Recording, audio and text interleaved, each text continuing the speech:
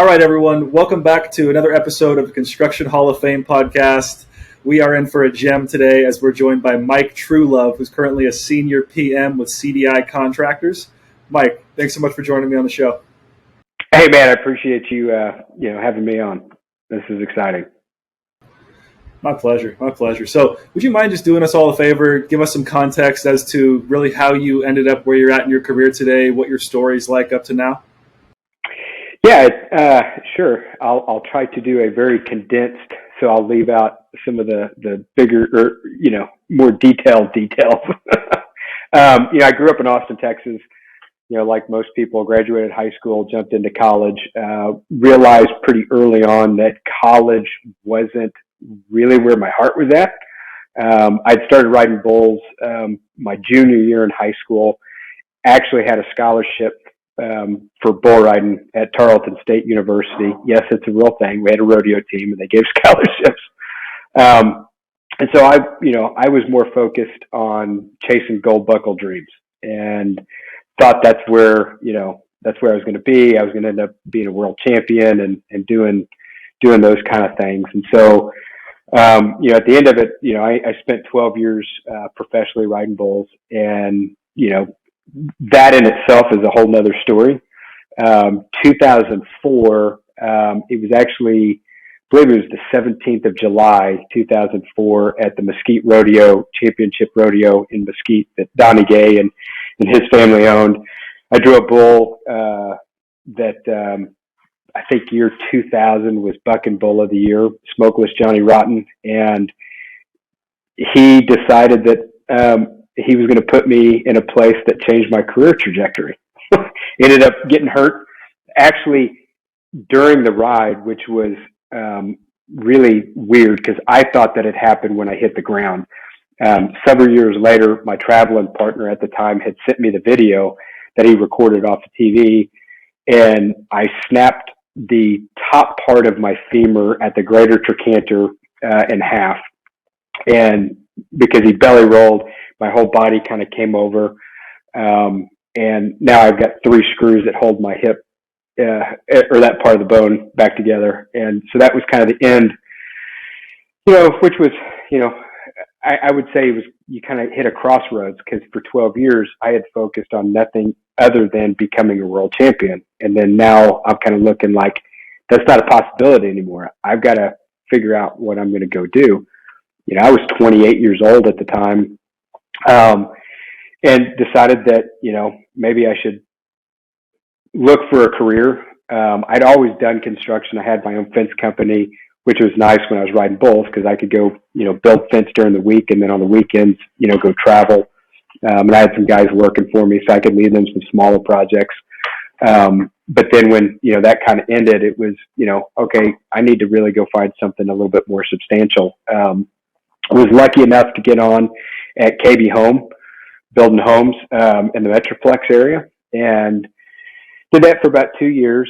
Got married 2005, and I would say shortly before I got married, I was kind of taking a stock inventory of my life and accomplishments. And one of the things that I kind of always felt nagging was that I didn't actually have a college education. So I went back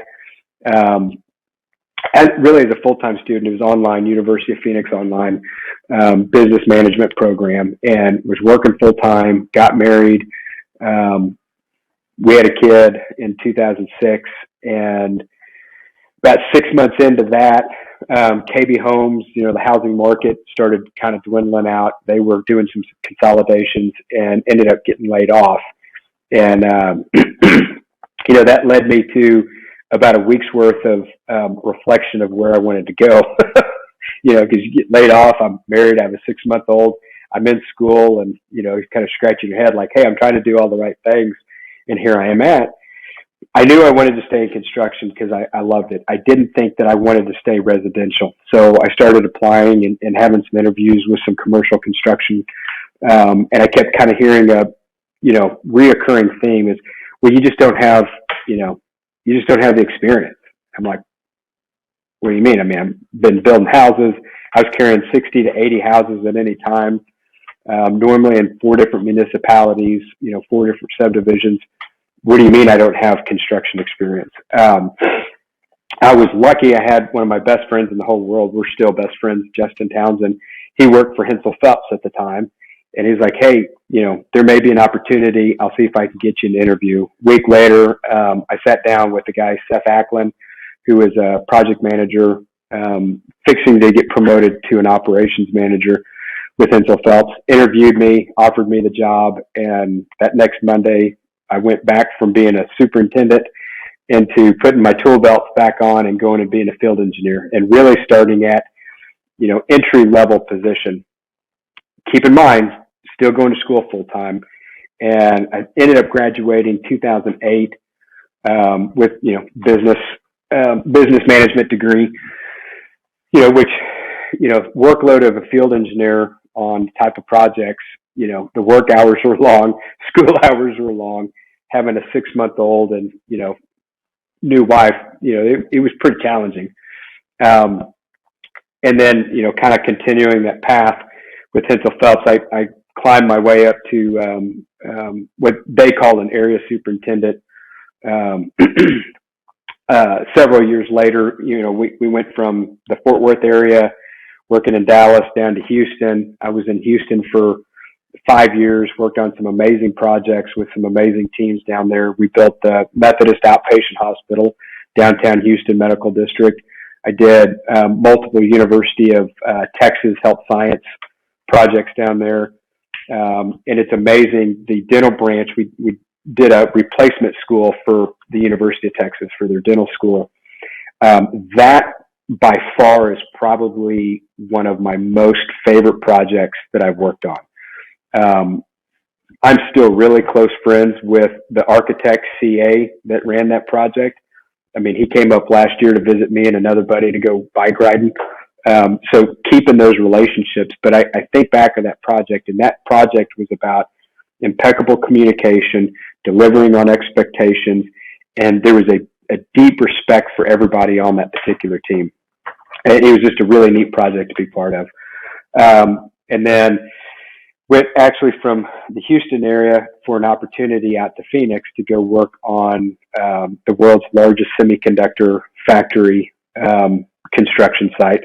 And that was really entering a completely different realm of the construction that I had done up to that point. And again, it was, another really neat opportunity working around, some of the smartest minds, whether it's the company we were working for, their engineers and how they were developing the tools that we were going to go install for the processes that they were doing. But even the trades and the professionalism and abilities that I was working in and around day in and day out, it was, very eye-opening. The team that I was part of, introduction into lean construction, that's around 2013 for me. And our client, they were kind of having their burning platform, moment of, hey, we've got to change some things. Let's go lean. It was first IPD project that they had done. They were asking us to implement Last Planner. None of us knew what Last Planner was. We had, consultants come in and train us. Hal Maycomer, who anybody in the lean construction industry knows the name Hal Maycomer. He and I are still friends. I think of him as a mentor. He's provided me a lot of guidance over the years. But, ultimately the experience in Phoenix allowed me with Hensel Phelps to go do about 3 to 4 months in Ireland, showing and helping implement the same stuff that we had done in Illinois or in Phoenix in Ireland. And so, here I am. I'm a bull rider, right? I mean, scooping horse manure, I'm doing these kind of things, and I'm off to Ireland to go do construction. It was pretty neat. Fast forward, through that track, we had an opportunity with Hensel Phelps to go do a job in Israel, and I ended up living there for 18 months. And again, it was, one of those mega projects, high complexity, wanting to use a lot of things in and around lean construction, understanding the cultural differences and language barriers and some of those, and navigating through all of that. I felt that the team that I was part of, we were very successful in delivering those to the client. And then when I came back, I had an opportunity to move home back to Texas, and I kind of jumped on that. And that's kind of when I parted ways with Hensel Phelps. And then, from there, I did a short stint with Horror Construction, another great company. They had a lot of things going, positive for them. I just had another opportunity a year into that relationship to go kind of do some consulting. And I kind of felt like that was my calling, to go help and develop a company built in and around lean construction, and really wanting to go change construction for the good. And that partnership and work was with Connor Butler, Relevate Construction Consulting. Great company. Was there 4.5, 5 years, and looking back, knowing that we were a startup, that we basically wrote out our mission and business plan on a whiteboard at a hotel in Malta, New York, and then we're like, okay, let's go do this. And we immediately went to work, and that took me again to Ireland for my second stint. I was there for about 9 months that time. And it was good because, some of the relationships that I had made the first time I was in Ireland, I kind of got to rekindle. DPS, which is, a global, construction company. They do work all over the place. Richie Casey and his brother Neil, great group of people, Kevin Fenton, those guys, just wonderful environment to work in and around. And we were specifically helping with a company called Excite, go deliver this project. And, it was, again, those experiences, you think they're once in a lifetime, and then they come around again. You're like, wow, I get to do this again. This is pretty cool.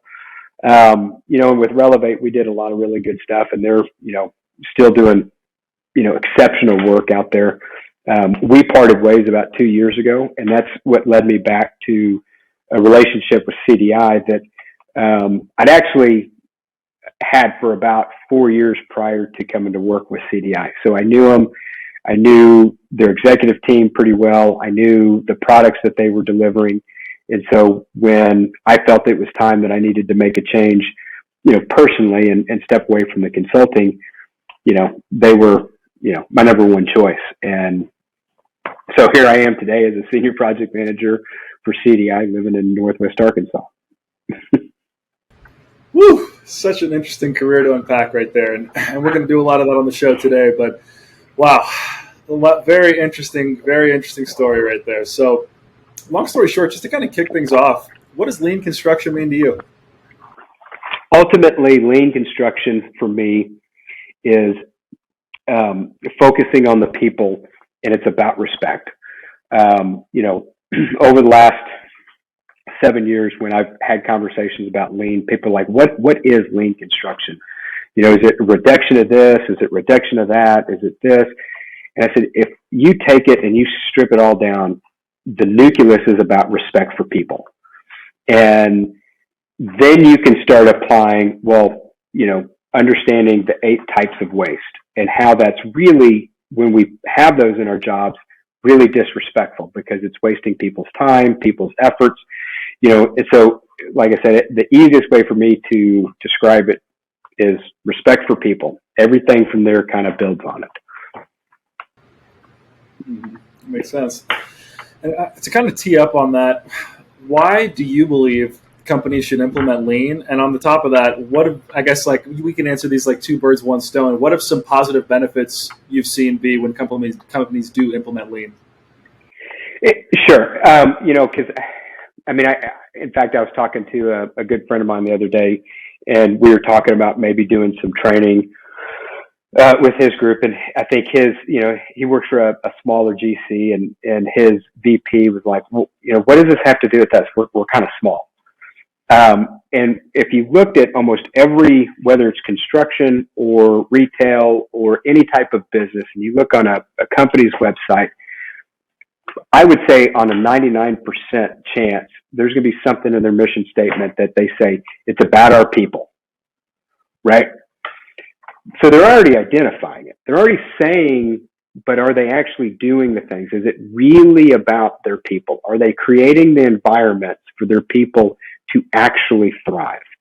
And if you were to do a deep dive and you start, looking at their turnover, you would find it's less about the money per hour and it's more about they don't feel validation. They don't feel respected. They don't feel that their ideas get listened to or their needs get met. And so, I would tell anybody, regardless of the size of company, you 100% can benefit from understanding what lean construction is and putting some of this within your culture. It's less about the process of lean construction. It's more about the behavior, and the behavior really starts from the top. And it takes, a leader saying, hey, I want the person that is the newest guy, lowest person. When they come in, I want them to know that, one, they're respected. Two, that they add value every single day. Because if I feel like I add value, I'm going to continue to show up, right? Because ultimately, on a human level, we want to know that we're adding value to something. So I would say that there's no one size fits all, for lean. You could be a multi-billion-dollar company, or you could be, $100,000 a year company and benefit from knowing and understanding and implementing lean into your culture. It makes so much sense for me where you found value being a consultant in the marketplace, because it's like you learned lean with previous companies, you really built upon the mindset, and like you added to your skill sets around helping others implement this. And then you took it to companies as a consultant. So you've kind of seen both sides of the coin. And really, like you said, it's much easier to put something on your website as something that sounds good. It's more idealistic for a lot of companies I talk to. Because I talk to companies or candidates at companies ranging from tons of different types of companies, sizes of companies. I'm a recruiter, right? So I talk to candidates all day long. It's what I find behind the scenes is things that people don't say to their leaders at their company. But the truth is, like when they talk to me, it's more like a venting session oftentimes. And they don't feel valued. They don't feel the things you're talking about. So I think it's a two-way street. It's like I believe leaders need to actually start communicating more transparently with their people to see how they can help them and really where they're at and how they feel valued. And if they don't, how they can improve. But then it's learning from people like you to actually see what the blind spots are in the company. Having a consultant come in to say, hey, I know you talk about doing X, Y, and Z. I also notice your average tenure is 2.5 years of the people on your team. Let's talk about how we can implement some of these things more tangibly versus just talking about them to really improve the company overall. And from an executive mindset, if my turnover rate, let's say it is 2 years, right? There's real money being lost with 2 years. And if I could stretch that from 2 to 4 years, what's the gain, right? And we talk about investments. We invest in our people. Well, do you really, if you're losing them every 1.5 to 2 years, are you really investing, or are you just putting enough in place to get somebody on to go take care of your immediate need, but you're not forecasting what is this company in 3 years? What is this company in 5 years? What does it look like in 10 years? And no one's saying that it's easy. No one's saying that it's all rainbows and unicorns, right? Because there are some challenges. There are some growing pains. When you change mindset, there are going to be people that go, not for me, I'm out. And they may be individuals that you go, man, that was one of my A team. But were they? And I bet what you'd find out when that person's replaced with somebody that feels valued in this new environment, that person that was perceived to be an A player might not have even been a C player in the long end of things, right? But we tend to only see things that are, right there, right? Yeah, exactly. It's so interesting you say that. I firmly believe many companies have never hired an A player. They truly don't know what an A player looks like, but they think they do because all they know is like what you said, what's right in front of their face. Example, the other day I was talking to a company who actually had right around a 2-year average tenure of employees, and they're asking me for help with recruitment, and I'm talking through like all the challenges they're going through, the reason why they're going through these challenges. And actually it came down to it, and leadership was not even receptive to what this person who was a leader for their team on the HR side was actually relaying as a message to the team. Hey, I think we should improve this about our package. Hey, I think we should improve this about how we micromanage our people and talk to our people and lead our people. And there were so many things that it was like, we talk about the 7 deadly words in construction. We've always done it this way, or 6 or 7 words. We've always done it this way, 6 words. So basically, long story short, it's like, they are so stuck in their ways and thinking they're right, and they, coming in to micromanage on projects, keep continuing to think that they need to come in to be that only person, like they're the only one in the world who can do the job, when in reality that's just not the case. And it's I've seen this a lot, where people think they know best, but oftentimes it's maybe not. You hit on something there, because I think what some leaders get in their mind, and the reason why they let's say you have a new hire, and just follow me, they straight out of college, new hire to this position, and then you have somebody that's been there for 20 years. Their work products are not going to look the same. I've got 20 years worth of experience versus I've got 1 year of experience. Your job as a manager shouldn't be, well, you're not doing it the way I would do it, therefore you're wrong. It's, I should set up guardrails for you to perform in that you never see. You actually never see those guardrails. Knowing that you don't have the 20 years of experience that I have, I should set the path for you to just get here, now turn and get here, now turn and get here. And as that person grows, one, they feel like, hey, I'm learning these things. I'm guided the right way. I never get told that my work product is bad, horrible. We all make mistakes, right? But I've seen it a lot, and not specific to one company, but you're always going to have one person sit there and, exactly to your point, well, this is the way we've always done it. Well, yeah, but what are we leaving on the table if that's the way that we've always done it? And so I think sometimes, leaders need to step back and go, well, I wasn't as good then as I am now. I can't expect the new person to be as good as I am. It's my job to get that person there.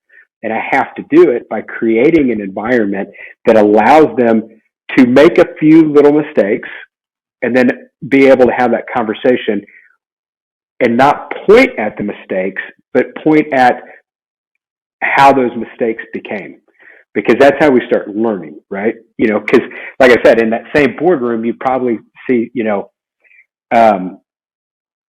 things like, it's okay to fail. Right. You're saying that, but when I fail, you tell me that my work product is below par. And so now I get an evaluation that tells me that I'm not up to standard. Well, how can you want to get a person to want to be really engaged when that's the environment that they're working in, right? Exactly. And it's interesting for me to differentiate, the difference between someone who is not necessarily putting out the right quality product and is young and learning versus just someone who doesn't want to learn and doesn't want to grow. Those are 2 different types of people. One who's totally coachable, different, who was willing to put in the effort, right? And then the other side is someone who might just not have the skill sets yet. They have the intangible skills. They have the culture fitness, as some people would put it. They're the type of person they want on the team because they're willing to put in the work, willing to grow, willing to fail, and learn from those experiences, versus someone who's more just like, I'm here for a job. I'm not really looking to grow. And those are 2 different types of people. And that's when you get people really all pulling in the same direction, who are growth-minded, and you have leaders who are willing to self-reflect, look at themselves in the mirror and say, hey, where am I missing the ball on coaching? Why aren't people feeling supported how I want them to feel? And to keep it real with themselves, right? I found that to be a really solid blend, personally, from some companies I've worked with. Absolutely. So for me, I was super interested when you talk about your experience at KB Home and how as you went through that week, period, from what we talked about before, you had a good amount of interviews. So it's not like companies weren't willing to get you in the door for an interview, but it's like once you got in there on the commercial side of things, it was harder for them to see transferable skill sets. And I hear this all the time from clients. They say, look, Matt, I am looking for someone on the commercial side. I am not looking for someone from residential. Please do not send me someone from residential. I've got that in the past and I don't want that again. So long story short, it's like I've also seen companies who have been very successful bringing over people from residential, knowing that it's a stepping stone in one's career. It's like not every company is willing to take that on, but with the right systems, training, processes, you can help people upskill and get into that type of position. So I'm curious for you, hindsight 2020, what was the transition like going from residential to commercial? Do you see any merit in what these companies are saying? And yeah, what are your thoughts on that? I mean, knowing my path, it's very easy for me to go, well, yeah, there's no merit at all because, I mean, I got in and, not saying that I didn't struggle, because there were things that from the residential standpoint, I didn't know going into the commercial standpoint. There were some layout and control things that I had no clue about because I was never exposed to it. But I also took, kind of the standpoint of, okay, I don't know it yet. Teach me, show me, and I'll go learn. And Hensel Phelps was really great because the way that they bring people up through the ranks.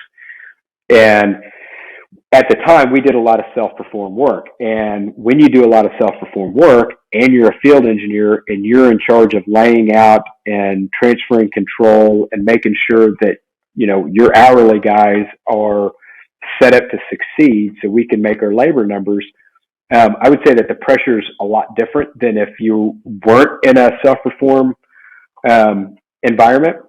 And so the skills that I learned, were fantastic, right? And I don't know if I would have had an opportunity if I went from the commercial side back to the residential side to use some of those. But ultimately, what is construction? And when we're talking from a general contracting standpoint, it's construction management, right? And you're managing people, you're managing material, you're managing schedules, you're managing space, you're managing, some outlining shareholders, whether it's an owner rep or an architect. Well, it's the same skill set that you would have as a residential, right? And even if I'm building custom homes, I have an owner, probably have an architect, I've got my suppliers, I've got my trades, I'm scheduling them accordingly. So I would say that a lot of that, if you can show those skill sets and present them without signifying that it's residential versus commercial, I have experience in, instead of my residential experience is X, Y, and Z. So I would tell somebody that's in residential that's trying to go to commercial, break off the residential and say, my skill set is scheduling and I know how to use this type of scheduling software. I know how to do budgets and I know how to do takeoffs. And, I do contract negotiations with multi-tier subcontractors to go deliver, a product. I think it's easier for somebody that's in commercial to see those as tangible skills that would fit nicely within their own business model. That right there was gold. I'm not, no kidding. Lately, more than ever, people are coming to me from the residential space and they're saying, hey, Matt, how can I position myself if I want to apply to a commercial company to get my chance to get a foot in the door? And really right there, you nailed it on the head. So for anyone listening, absolute gold nugget. Make sure you actually write that down if you're considering the residential to commercial space and tailor your resume, tailor your approach to companies with this type of information so you can showcase your skill sets without, maybe turning off an employer to a situation where you might have had potential if you told a little bit of a different story about yourself to these people about who you are and how you can help. And at the end of the day, it's pretty interesting. You mentioned not wanting to stay in residential. You wanted to move over to commercial. I'm hearing this again, like more than ever lately. It's been a really common theme, especially with the way the market's going. So what was your thought process on not wanting to be into residential and wanting to move over to commercial? It was not a knock on anything that is related to residential at all. I've known some of the best framers in the business that all they want to do is wood house frame and they want to stick frame everything.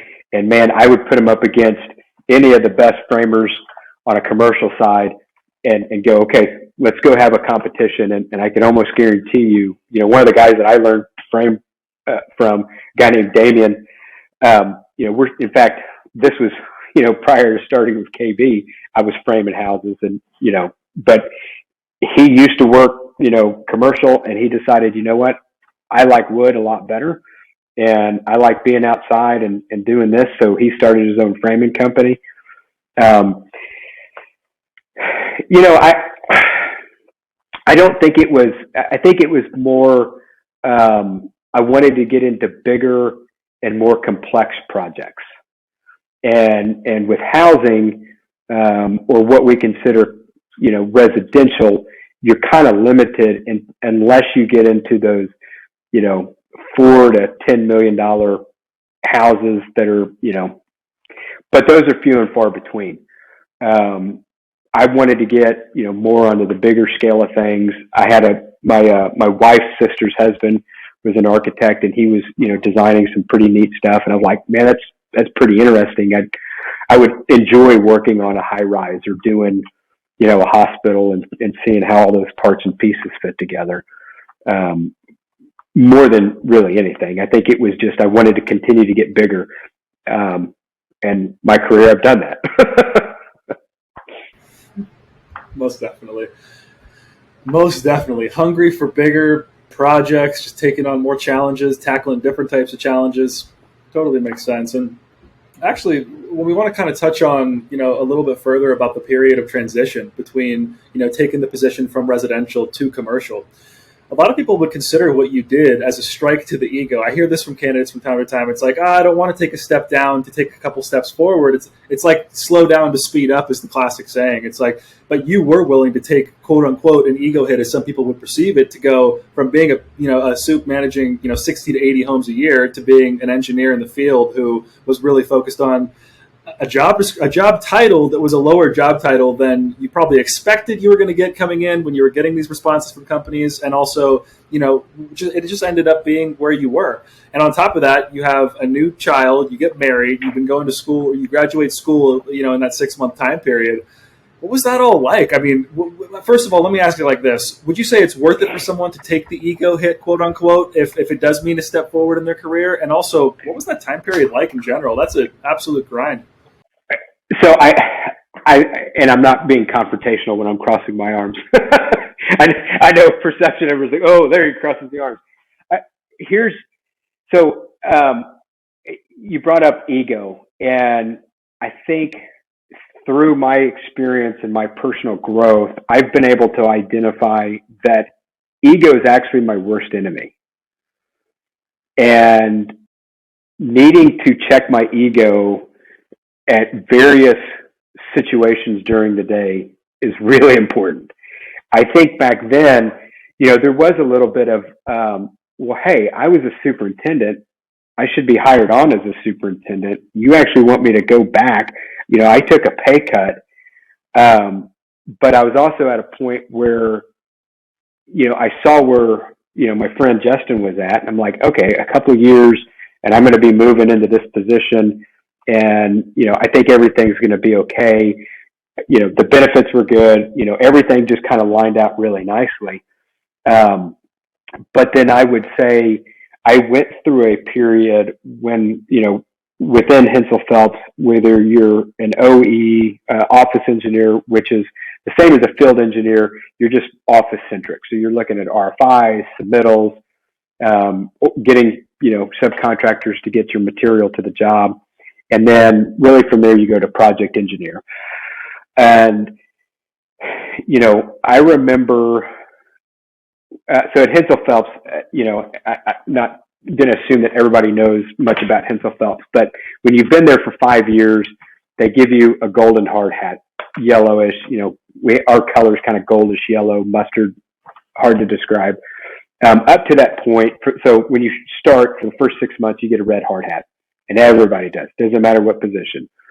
Red hard hat. And then you graduate to a white hard hat. So you have a white hard hat for 4 years and 6 months. And then they give you, the gold hard hat at a ceremony they called old timers. So everybody that's 5 years or older within the company, they get together that year. They talk about, some safety stuff and how projects have done. They give some awards. And then people that are getting their hard hat, somebody gets up and speaks about him and introduces him. And at the time, I thought it was kind of funny. I look back and I go, wow, that kind of hits home. But the individual that introduced me was, he was my project superintendent at the time, Campbell Oldham. He gets up and he starts talking about me. Everybody, you might know Mike Trulove and this and this and this, and he's been with us and he's done all these things. And Mike, he's probably Hensel Phelps' best project engineer of all time. And like, there were boos in the audience, like, no. And then he said, and if you don't believe me, just ask him. Now break that down, right? At the time, here I am, I'm like, hey, Golden Heart hat. Yeah, I'm pretty good because I'm getting promoted. But I look back and I go, wow, I had a big ego back then. If somebody's willing to say something like that, right? I don't think I was the best project engineer of all times by far, but I think I operated in a very egocentric, chasing the next title, the next set of responsibilities. And I think once I started understanding lean, and one of the golden rules within lean is, hey, when you have meetings, check your ego at the door. Leave all that stuff, leave your rank at the door, come in here, because we're individuals that are dealing with a specific proposition or solution that we're trying to drive to. And we don't need egos, and we don't need a table full of experts. We need individuals that can and will and then go do. I think that was a big turning point, especially for me, and how to let go of ego is.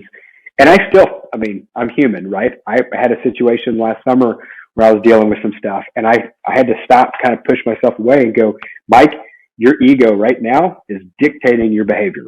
You need to take your ego and you need to set it aside, and you need to just go do the work. And I did, and I was able to get through it, right? But I think, for anybody that's, whether you're switching from commercial or, residential to commercial, check your ego.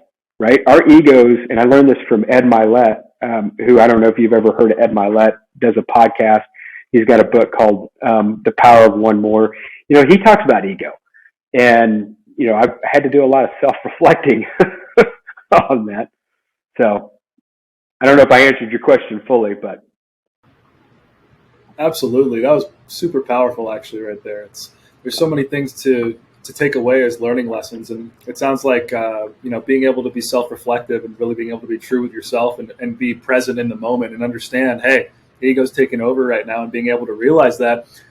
One thing I was thinking as you were saying that is, as a leader speaking to other people on your team, it can change a tone from condescending to empathetic, and being able to get more on their level, speak to them at a peer-to-peer level and actually coach them versus talking down at somebody. And like you said earlier, telling them how poor their work was or how poor their execution was versus coaching them in a more intentional way to help them improve versus maybe like berating them or just being, maybe pissed off that something's not going right and letting your ego take over. I think there's a lot to actually take away from that. Yeah. So I'm curious to unpack this a little further. You've worked on mega projects in the commercial space, and you've also worked on residential projects building homes. What do you notice is like the main differences between executing a project that's a mega project and a project that's on the residential side, and in between as well? I really don't think that there's much difference, right? Because you're at the end, you have an owner that's expecting a product. Some of the mega projects, there's actually two owners. There's the owner that you're delivering the immediate project to, because they have owners or clients that they are going to go deliver a product to, right? So it's kind of two layered that way. And same, with the homeowner, in a lot of instances, it may be their first home that they've ever, were in a position that they could buy. And they have a deadline, right? They've been promised, hey, this house from start to finish until we get to closing, is going to be 62 days. On day 63, you're ready to do a walkthrough. We're going to get you to closing, and we're going to get you in this house in 65 days from the time you sign to the time that house is yours. And so, I don't think there's really not much difference there. I mean, both of those correlate, pretty much the same as far as managing your schedule, managing your expectations. There's changes that come in that, interrupt, flow that you've got going, where you think, hey, I'm going to finish a couple of weeks early, to now something's changed. You go, okay, that's bumping me 2 weeks past. How do I got to go mitigate that to limit my exposure? Whether you're residential or, on residential side, it hits more the individual's pocketbook, because a lot of things are based on bonuses, right? So let's say back when I was building houses, from the time I got a start pack until the slab was poured, I had 11 days. If I got it my concrete placed in that 11-day window, I could bonus 100% for that amount. From slab on grade being done until sheetrock was like day 32. And if I could have all of that work done on day 32, then I'd bonus 100%, for that portion, and so forth. And if I could get that house closed, ready to close on that 65th day, then if I hit all my other milestones through that project, I would bonus, right? Which was part of our, I'd have my base salary plus bonus. So, you were incentivized. And I saw some people take shortcuts that would pass on to defects that a warranty department would have to go mess with, versus, I'm willing to take a hit because it needs to be done right the first time, because I took a lot of pride. I didn't want warranty calls on my houses. If I got a warranty call on one of my houses and it was something that, I could have prevented, that's on me. I missed that. I shouldn't have gotten the bonus in the first place. You don't necessarily have that same process within the commercial stuff, because it's on a much larger scale and you're talking multiple people, but you're still delivering milestones throughout a project. And depending on how a project is set up and how that contract is delivered, if it's a integrated project delivery, there might be some incentives that are built in with some shared savings, here and there. Those are all different, but it doesn't necessarily translate one-to-one, if that makes sense. Totally. I've also heard the term scaling communication. The bigger the project gets, the more you need to scale effective communication. Have you found that to be true? Yeah.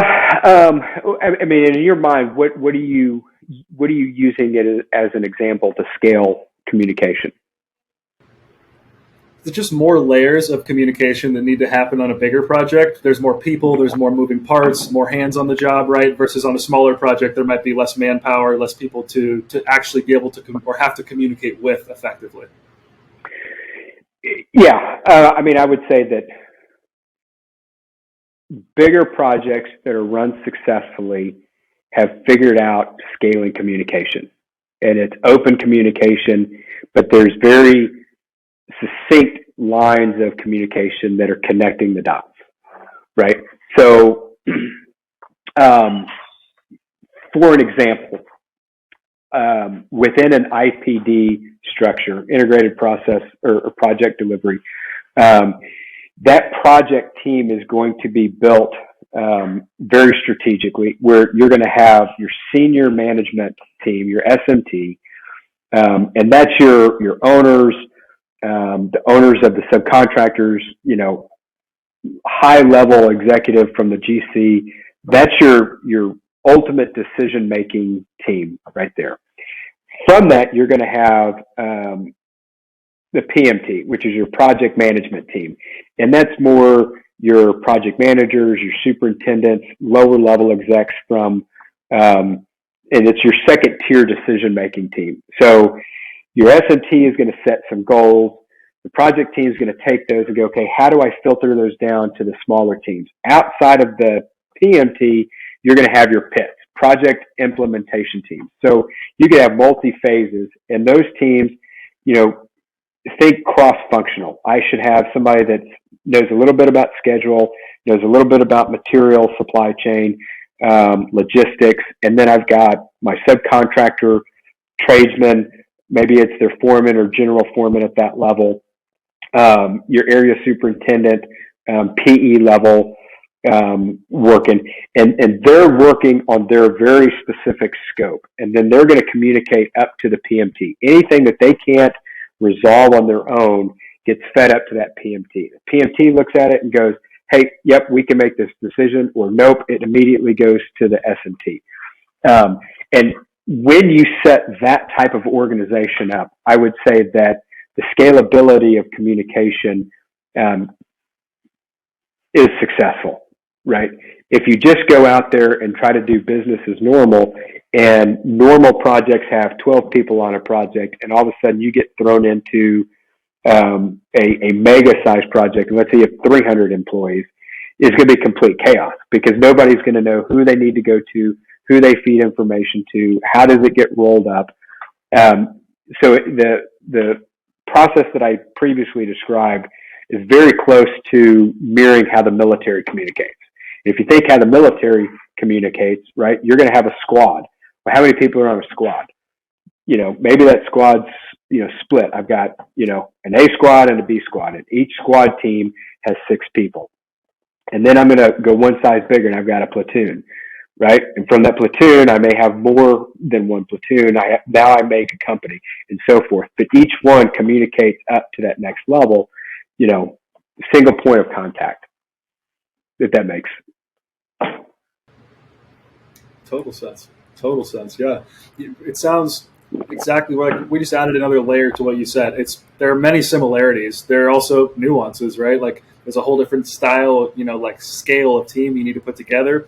There's a lot more pieces you need to nail to make sure the right people are on the right project and with the right skill sets. But at the end of the day, it's still construction. If you break it down to like a very fundamental perspective, construction is construction. We're still building a building, or we're building a structure. But at the end of the day, there's more complexity, there's more nuance to the larger projects, and just more of a need for really effective communication with more levels of people. You always need to communicate effectively, but it's just a different level of what that looks like. That's right.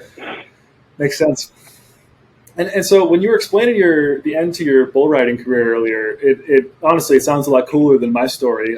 Basically, I played college baseball, and I basically I was supposed to get drafted, out of high school, and I decided I wanted to go to college. And then throughout college, I was talking to pro scouts consistently. I was 6'6", threw the ball 90 plus miles an hour. So I always had scouts talking to me just because of that, right? Like it's kind of like what scouts look for in pitchers sometimes. So basically what ended up happening was my senior year, it was my redshirt senior year because I had Tommy John surgery. So I had another year that I could have played.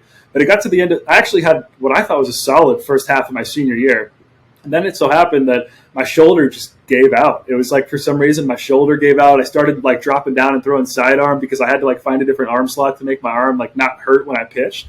And it just came to the point where I came to grips with the fact that I was okay being done. And at the same token, I just felt like I didn't achieve my potential. I was like, this isn't okay with me. I was supposed to be, at the next level right now, and I didn't do what I needed to do to get it done. And I had a ton of self-reflection in there, and I had a really killer coaching staff at LC State, my final school I played at, who really just put a spark in me about if I'm going to do anything in life, I want to be great at it. I want to look back on my life and live a life that I was really proud of, a life that provided for my family, for myself, that I was someone who could help a lot of people, and in turn, it helped me and my people I love live a life that I was really proud of living.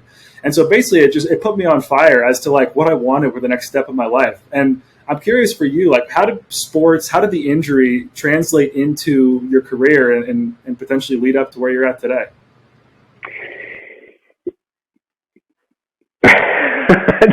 There's a lot to unpack there. Like you, when you were competing at a high level, right, you get narrowly focused on what your dreams are. And you never, for me, I never conceivably thought what life would be like after bull riding. Because for me, the only way that I could measure success is if, after the 10th round at the NFR, I was presented with world champion belt buckle. That's the only way that I would know if I was successful. And when that all came crashing down and you're like, it's gone. Could I have gone back and tried? I could have. but my body wasn't going to be the same. I was 28 years old.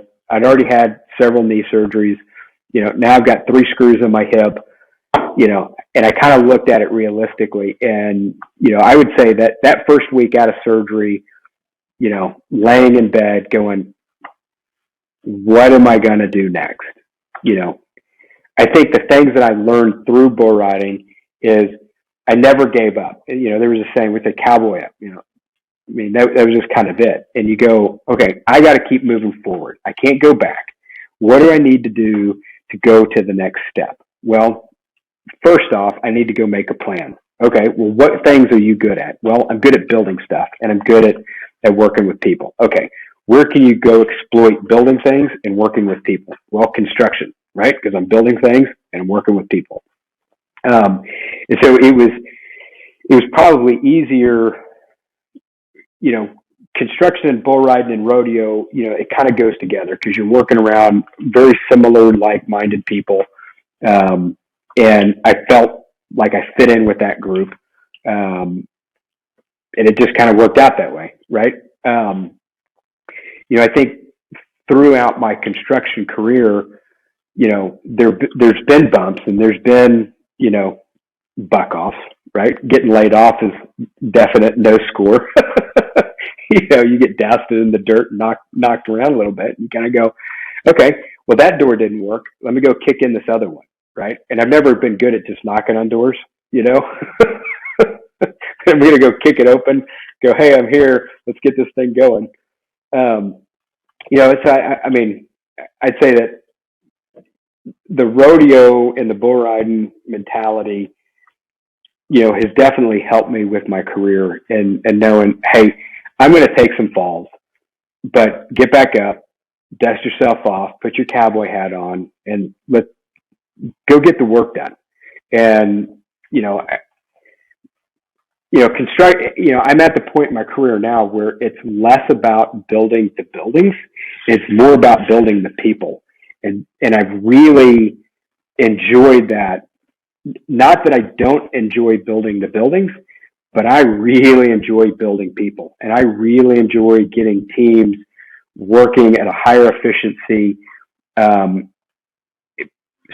sprouting their own knowledge and their own, because I think we get to a point in life where we go, this is all I can learn. I've gotten to the point. I'm going to coast because I think our society says that that's okay. And I say, no, drop it down a gear.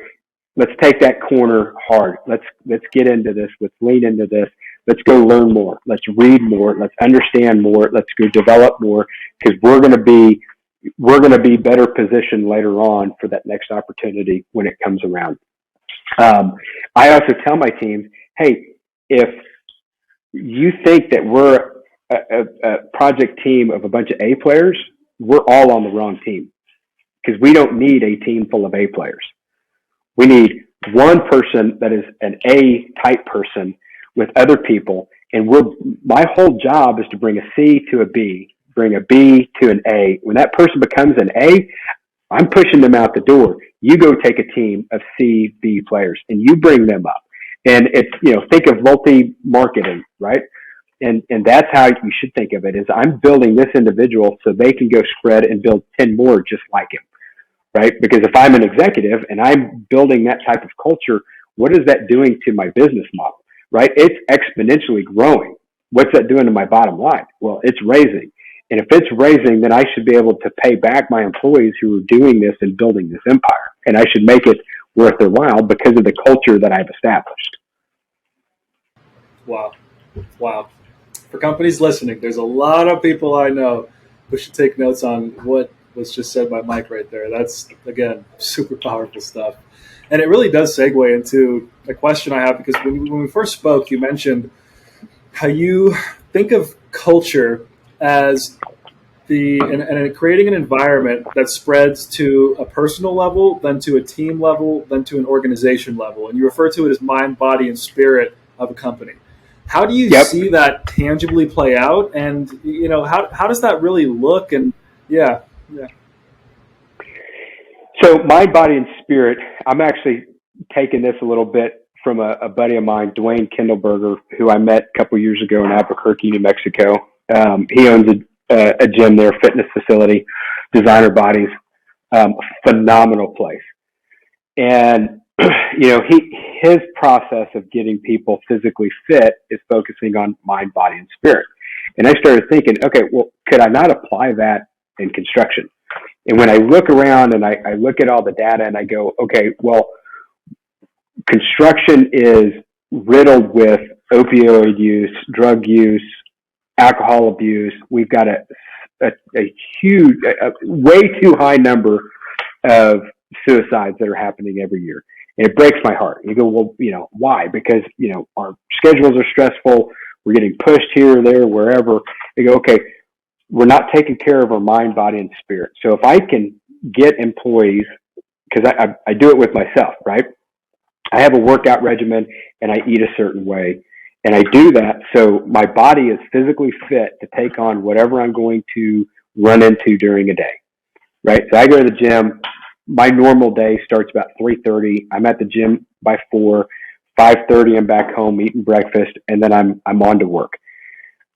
My team that I work with on a daily basis, they know if I miss my gym workout immediately, the minute I walk in, because my steps off a little bit. I'm not me that I normally am, right? So you got to go take care of the body. The body, when you're building it up, you're working on your mind, right? You're building some mental toughness. You're starting to gain a little bit more confidence. People always go, well, my genetics, I'm X. No. That's only if you're accepting that. But go create what you want. Go vision what you want. Go create it. Your mind will start repairing itself, and the negative talk that says I'm not good enough to be like this will start going away, because you're going to start slowly having more wins than you do losses, right? The spirit side of things, I don't know. I'm not going to, get on a preaching mode here. But I think that regardless of where your religion happens to be or what it happens to be, get tied into it. Have that part of your day, right? So now my mind is being taken care of. My body is being taken care of. My spirit is. I'm in full balance. And when I'm in full balance, I'm going to be a much better employee for the boss when I show up, right? I can be a much better leader because now I'm leading, with excellence. And by the way, personal excellence is the greatest form of rebellion against our societal things that we're seeing, right? Because they don't want us to be that way. They want us to be, drinking a lot, eating these, processed foods, and they, want us to be relying on everybody else. And no, personal excellence is the greatest form of rebellion. That is huge. You go create environment. You said that to me the first time, I was blown away. Well, I get that from Andy Frisella with First Form, which I don't know if you know anything about Andy Frisella or First Form, but the dude is the real deal. I'm a big fan of his. I've actually been up to their headquarters, and everything that he talks about and preaches, he lives it out 150% in person. And that really got me thinking when I actually went and visited his company is, why couldn't you do this in construction? Why couldn't you, build a culture that people go, you know what, I actually do want to eat healthy. I actually do want, put things in your day that allow you to go exercise, even if it's for 30 minutes. And I'm not saying everybody's got to get in the gym and lift iron and be like Arnold Schwarzenegger. That's not for everybody. But do some sort of exercise for 30, 45 minutes a day. Eat a balanced nutritional diet, right? I'm not going to tell you to stay away from alcohol, but you should limit it. And there's all kinds of research that you can go read on your own that tells anybody with a lick of sense what alcohol does to your body when you take it in. But go try it for 6 months. And I guarantee you, you're going to have more focus at work. Your work product's going to be higher. You're going to be easier to get along with. You're probably sleeping better at night. And you're probably going to sit there and go, this is a whole lot better than what it was when I wasn't doing these things. 100%. And actually, for anyone listening, everyone's different at the end of the day to some extent, right? But I've personally found, ever since about a week before the new year this year, I started waking up at 4 a.m. every day, working out in the morning and getting things taken care of before my workday actually started. And it's crazy how much more mental clarity. On top of that, not just the working out, I've actually not been intentionally eating carbs, like heavy carbs, until dinner. I'll save it until the nighttime when I'm done working, because I noticed when I sat back and I thought about my workday and when I feel best, right when I eat carbs, my mind, like that moment, it gets slower. My body just feels heavier and more sluggish, and my productivity just drops immediately when I do that. So it's worked such wonders for me. I swear, this month has felt like the longest month of my life, because I've just been getting so much more done in such a quicker period of time, and just seeing these strides made that just weren't made before. And it was actually, I blame it all on the back of this. So I personally attest to this 100%. Well, because workout, it's hard, right? So go make it the hardest thing that you have to do that day, and go do it first. The rest of your day is a whole lot easier. All my friends make fun of me because I do legs on Monday. They're like, dude, nobody does legs on Monday. And I'm like, I know, because it's the hardest thing. Nobody wants to do legs, but I'll do legs Monday because I want to know I'm starting the week off, crushing it. And then Tuesday, it's like, man, it's easy because legs are already done. And you actually said something else that really hit home. It was so true for me. We tell ourselves stories about ourselves, and oftentimes we believe our own story. And if we want to change our life, we have to change the story we tell ourselves. I actually heard that from Tony Robbins a long time ago. And basically, I was telling myself the story. This was in college. One of my best friends, his name's Steve Pastora. He's changed my life in so many ways. A lot of it has to do with fitness, the way I eat, the way I work out. And basically, Steve was my roommate. And we had known each other since we were like 6 years old, playing baseball when we were just 6. But then again, fast forward to when we played baseball on the same team in college. We were living together. And basically, I told Steve, I've never had the ability to see abs. I've always just had a layer of fat above my stomach. I just don't think my body's predispositioned to have abs or just see them. And I just don't think that's the case. And Steve's like, dude, come on, you can't really believe that. Work with me for a few months, and maybe 3 to 6 months, eat like me, and see what your life looks like when we're done. And it was crazy, actually. And I'm not huge on I have a 6-pack. That's not what I'm all about. But it was just a limiting belief. I told myself I'm not the type to get muscular like that. And basically that year was the first time I had ever seen anything on my stomach in terms of muscles. I was like, oh, they actually do exist, And so that was something for me that just goes to prove it's a real limiting belief I had. And that led to the actions I took in my day to day, which caused me to not get in the best shape I could possibly be in. It was my story dictated the fact that I would eat carbs consistently. I wouldn't work out as much as I should have, or as hard as I believe I should have for myself and what I wanted to do.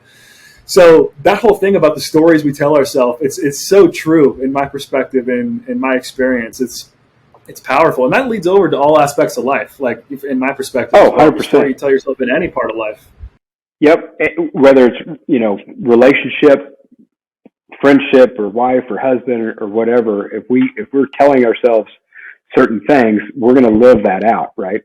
So it's positive thinking in your mind. Tony Robbins is obviously everybody kind of associates positive thinking with Tony, and Tony's great about getting you out of your comfort zone. Have you done any of his conferences where he makes you stand up and beat your chest and do all this, and everybody goes, why do you want to do all this? It's changing a pattern, right? And it gets you somewhere different, and maybe it's a little scary at first, right? I mean, Napoleon Hill wrote a great book, Think and Grow Rich, and it's talking about focusing on things differently than what you have in the past. And if you want to be a millionaire, visualize how is a millionaire going to act in this situation? Well, they're probably not going to buy the $5 Starbucks. They're going to buy the $1 cup of coffee that I can make at home. And now I just take that $4 and I can go invest it in something else and go make money on top of itself, right? But we don't think in terms like that. We think, oh, well, but if I show up at Starbucks, again, it's an ego thing, right? Strip your ego away, be present in the moment, take care of your mind, body, and spirit, do the work that needs to be done, and, good things are going to happen. you hit something that was actually it hit home big time for me. So I wasn't a big book reader up until like my junior year of college. I just didn't really like reading books, honestly. I didn't really see a purpose to. Again, it was a story I told myself about how I could or could not make my life better by doing things like reading books.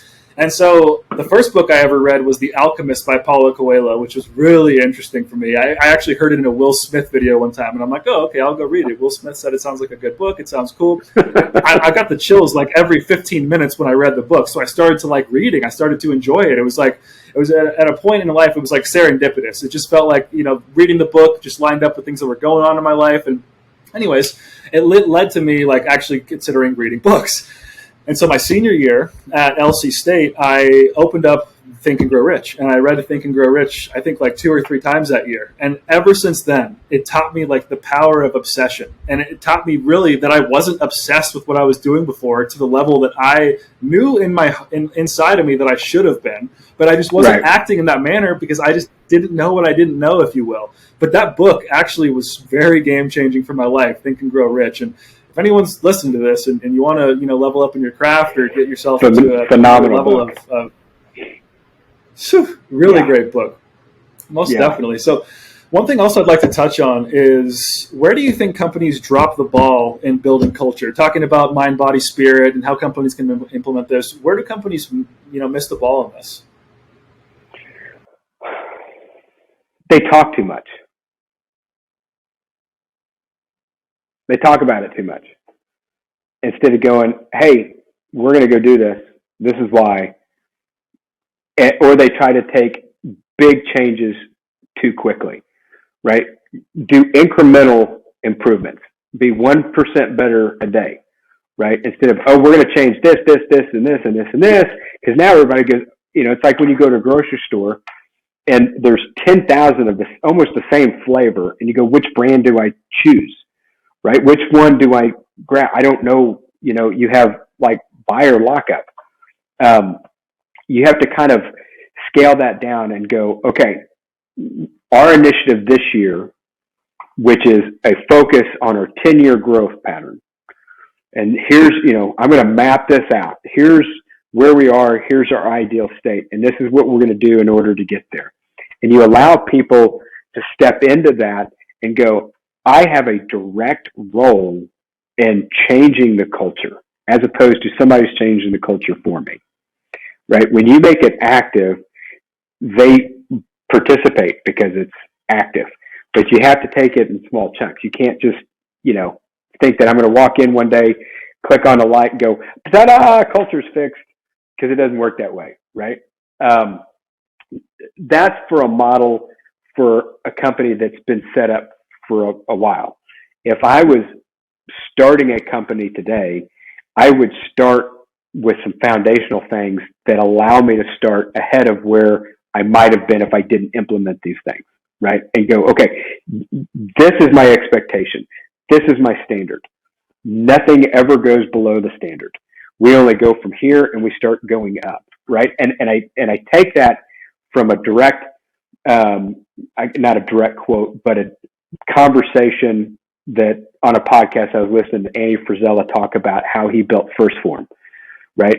And I said a minute ago, last year I was lucky enough to go to their headquarters, and I walk in, but I've been listening to him for, I don't know, like 2 or 3 years, and he talked about my people, this, and my company, this.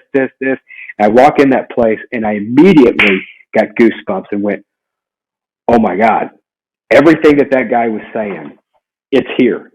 And he's got 100 or so employees that are all falling in line and following that leadership. And by the way, he doesn't need to be there every day, but there he is. He's down on the gym. And and First Form is a supplement company, right? For those of you who've never heard of it. They have their own gym, and I went out there, and everything is lined up, like your dumbbells with the numbers. Everything is exactly perfect every single time. When you get done using something, you put it back perfect every time, because that's the standard. And everybody does it. Nobody goes, oh, this one's going to be off kilter. And if something's off kiltered, somebody is going over there and correcting it. Why? Because that's the standard. And if you put that into your business model, right? Of, hey, we don't do anything subpar. And when we do make a mistake, we own it. Well, hey, that's on me. I messed that up. I'll get that fixed for you. Bop, bop, bop. Done. I think you have a much better chance of being successful in changing that culture. Masterclass by Mike. Masterclass by Mr. Trulove right here. Seriously, this is for anyone listening. Whether you're a massive company or you're a brand new company, there's so much value to unpack here and so much to take away, really. Actually, you talked about getting 1% better a day. It reminds me of a book, The Slight Edge. I think his name's James Olson, who wrote the book. I actually read that again my senior year of college, too. And again, that's actually something, a mantra I take in my day-to-day life, is just get 1% better a day. If you get 1% better a day, what happens after 100% or 100 days? In theory, you're 100% better. It doesn't always end up that way, but just the idea of being able to have that constant improvement is super valuable, and also helps you bite-size your goals into, you don't need to get to, Rome wasn't built in a day. You need to realize that sometimes, but if you focus on getting better every day and you know where you want to go and you're pushing in that direction, I found oftentimes good things do happen. And it's okay to show yourself grace when you do trip, right? And to go, you know what? Okay, I tripped. It's all right. I'm human. What do I need to do to get back and move forward, right? I think a lot of times we get focused on perfection. And when we don't hit perfection, then we go, see, my story was right when I first said I wasn't capable of doing it. It's not perfection that we're seeking, right? It's the process. It's the work that we're putting in. That's what's building us. That's what's building those around us, right? Yeah, I mean, that again comes back to perspective for me. It's like, it's so easy for human beings to see the negative, and it's sometimes often harder to see the positive of what's happening. So if you focus on what you've done so well, if you trip up and you focus on learning from that experience instead of getting upset about the experience and not being able to learn from it, just being emotional about it, I found that to not be the best recipe for success personally. So yeah, for sure, critical. So you've worked on projects internationally. I'm curious how working in different countries with different cultures has impacted your lean construction mentality. Great question. I would say that it's had a great impact on my fundamental understandings of lean. And again, if you remember early on, I described as lean is respect for all people. And it doesn't, mean respect for all people on this continent or on this continent or on this continent. It's respect for all people. And I think that my first taste of it, the first time I was in Ireland, I was there a couple of weeks after another group that went before me, and they had started implementing Last Planner. And so I got there, and everybody's like, man, these guys, they just don't want to do it. They're not listening. They're not da. And I kept hearing, it's just not going to work here. It's a different culture. And so I said, okay, well, let me just watch how you guys are interacting, and let me just observe for a week, and then we'll go from there. Everybody's like, okay, cool. So for a week, I'd go to these meetings. I wouldn't say anything. I'd sit in the back. I'd take notes. When my meeting is their meeting. And the second week, I walked out on the floor, and it was after one of the meetings, one of the daily huddles that we had, and the company that so I was working with DPS, our mechanical trade, Mercury, who they're a phenomenal company, and they had a foreman. His name was Junior, but didn't look like a junior. He was a big guy that played rugby, but he was great, right? And I walked over to him and, introduced myself. We talked a few times, and I was like, hey, what is the biggest reason, why? He's like, well, really, it's people think that we don't have a plan. And so they're telling us that we got to go plan. And I'm like, so does that mean that you do have a plan? He's like, yeah, we have a plan. I go, okay, do you mind showing it to me just so I know what I'm looking at?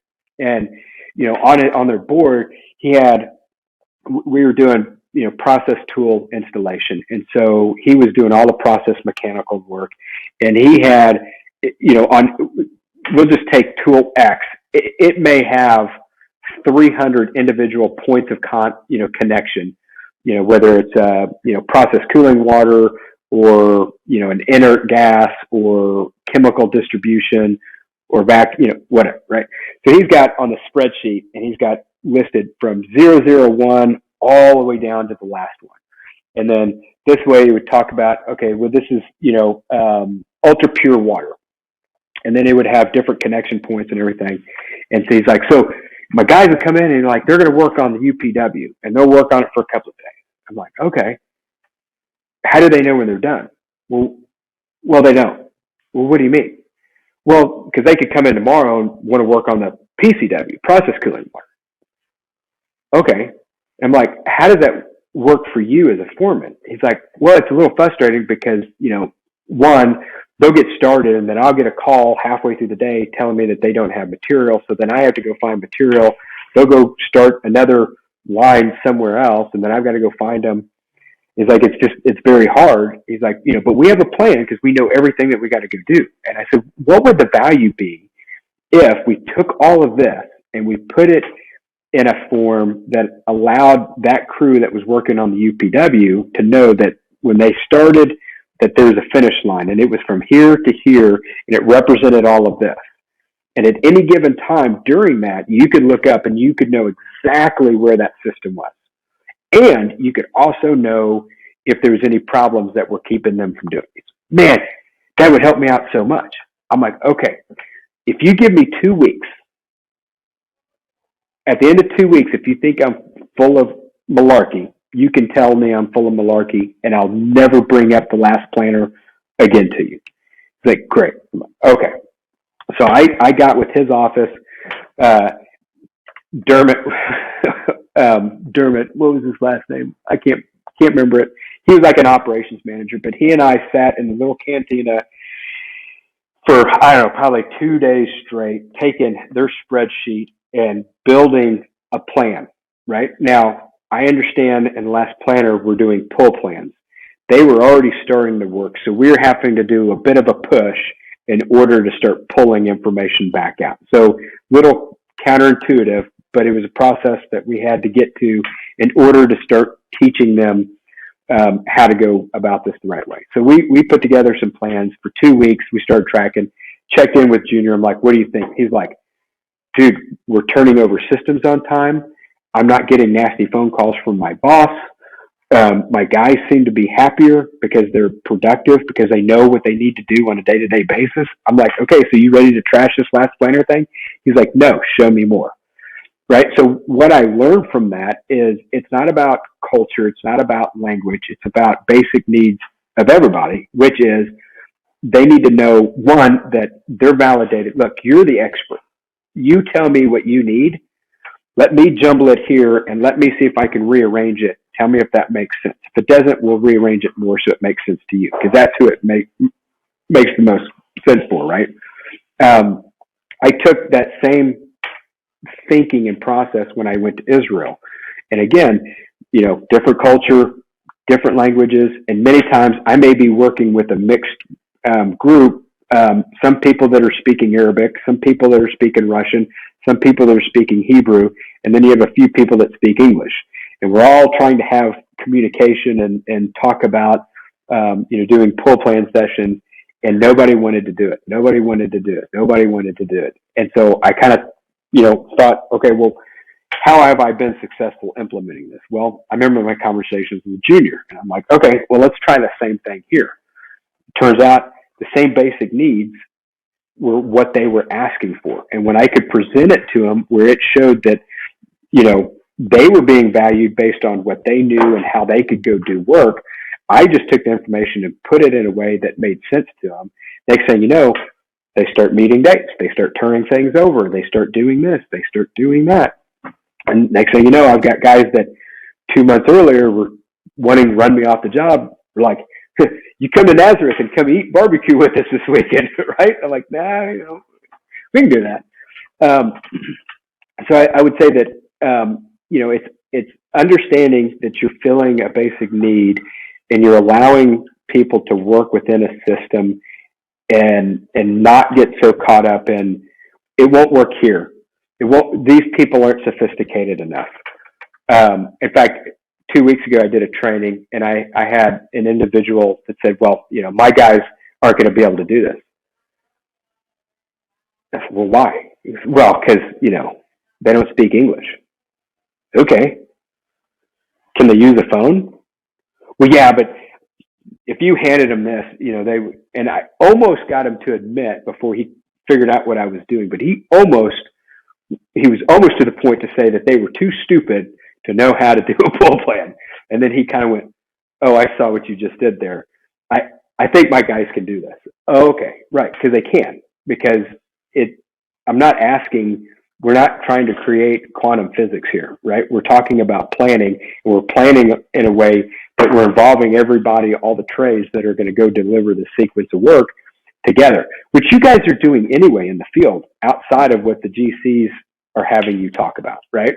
We all know that it happens. Now I'm just giving you a platform to go do it. Whew. So my big takeaway there is essentially you are guiding people to make decisions for their own reasons that are for their better good. But if you were just to take the approach of telling versus helping them understand through a really solid base of questions that really help them understand that you understand them, it's not just you telling them this needs to be changed. You're guiding them to the conclusion that it's in their best interest to work within the things you're working with them to implement. It reminds me so much of recruitment.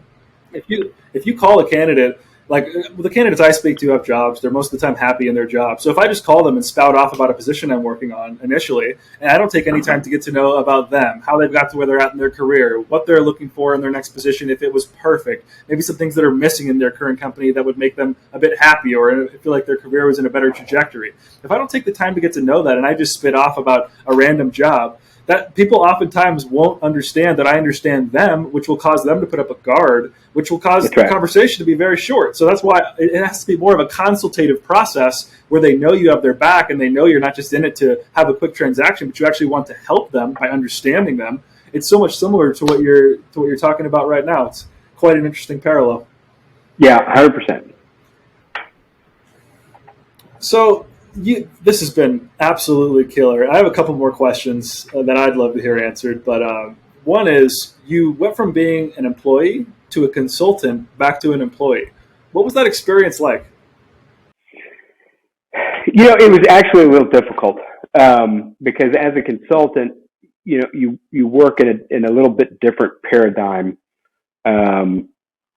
where you're almost your own boss, even though I was with the company and, we had, projects that we were working towards, to then coming back into an organization where you're put back into the proverbial box. And I think I struggled early on, not communicating what I was doing to allow people to know where and what, where's Mike, right? And I think, like I said, it was challenging because, I wasn't used to always having to let the next person know, oh, hey, I'm going to go meet so-and-so on a business development thing to talk about a project, right? As a consultant, if something popped up, I'd just go take care of it. And then if I needed to, then I could report back any outcomes. But I think, especially in the general contracting world, we still have a tendency to equate productivity with butts in a seat. And I've got to physically see butts in a seat to know that we're being productive. And I think one of the things I learned as a consultant and being on the fly is I really can be productive anywhere as long as I've got internet. And I did a lot of things on my phone, but my computer, I can do my reports. I can do Zoom meetings with my team. I do pull plans and weekly work huddles where I've got one guy that's in Portland, another guy in Houston, and then project team that's in Northwest Arkansas, and we're conducting them, via, Google Meet while they're still looking. We use TouchPlan to communicate our last planner stuff, which TouchPlan's a phenomenal platform. I love what they've got going on and the support. But I don't have to be necessarily in the office to go do that. As long as I've set the standard for this is how we're going to go do, and my trades know what's expected of them, and they perform to that level, we have well coordinated meetings that last 45, 50 minutes, and then we're done, because I don't want to spend more than an hour in a meeting talking about stuff. Because if we've done that, then it means that we haven't been talking, previously enough. So, I think that was one of my bigger challenges, going back and forth. Again, tons of self-awareness, it sounds like, in this process, to take a step back and realize where you're at and what the difference was, so you could then improve again in your position after you came back as a consultant. Yeah. Good theme here. Solid theme. I think it's a good theme to actually bring takeaways from as well. It's super valuable to say how self-reflective am I? How real am I about myself, my situation, and how can that apply to my growth, to my success, and how I can pour into other people by becoming better myself. So, again, super, super valuable. I'd like to take a minute to plug your team at CDI. Would you mind taking a minute to talk about what you enjoy being a part of the team there? And if I'm a top performing, individual in the construction industry, why might I consider a career with CDI? CDI is a phenomenal company, and I'm not just saying that because I work, for them. I wouldn't have joined them had they not been, right? But I also saw an opportunity because, we have I'd say a fairly aggressive growth goal over the next, 5 years. And I felt like, the opportunity presented itself that I could really get in and be part of that, and kind of lead that fundamental change and culture change. We've been around since 1987, and we've grown exponentially over that time. I would say that, I would pit my team up against just about any other big GC team. We do BIM really well. We're getting into some prefabrication spaces that has me really excited, because now I'm getting to lean into things that I'm really passionate about. And I don't think you see a lot of companies that are interested in venturing into that space. And I think that, it's nice knowing that our executive team, one, they're extremely accessible. I worked for Hensel Phelps for almost 12 years, and I think I met the CEO once or twice. I could walk into my CEO's office tomorrow, and one, he'd know my name. Two, he'd know my kids' names and ask how they were. And that's pretty important, right? Because now you don't feel like just a number. You feel like, oh no, I'm actually a valued member of this team. I think those things are important. I think where CDI is headed in the next 10 years, it's just exciting. We're doing, like I said, the innovation things with whether it's, the BIM modeling, we've increased our team and our capabilities there, which that's always good to see. We're increasing our internal knowledge of lean.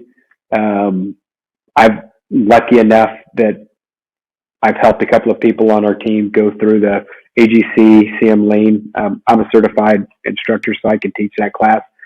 And so in fact, Cole Martin, who joined us last year, went through that class, and he just tested and got his certification. So it's spreading more through in our company, which is exciting to see, because I think the further that our industry gets, we're going to see more owners start going lean, the benefits. I like that. Let's do more of this stuff. And if you can show that you've got a team that's built upon that, then you're going to be a little bit more successful, getting those projects. And then on top of that, just so everyone probably already knows, we got leaders like Mike on the team at CDI. Who wouldn't want to work with Mike? Who wouldn't want to work with someone forward thinking like you? So, man, this has been an Absolutely phenomenal episode. Just to kind of leave things, I always like to ask, what advice would you like to give to a young construction professional who'd like to be in your shoes someday? Enjoy the daily grind. Enjoy the mundane things that you're doing, because you're going to build a skill set that you will appreciate 5, 10 years down the road. And what I mean by that is nobody likes to do RFIs and update drawings. Nobody likes to look at shop drawings and submittals and doing the data entry that you're doing every single day. Lean into that and understand that, you're really the first person that's seeing information before it gets to the field. So you can actually catch, and the value is that you're catching things before it comes out to the field that could slow down production.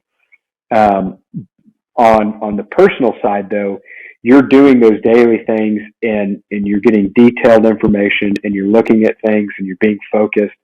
And it's going to allow you, when you get to that next step, to be able to step back and see how that piece fits into an overall program.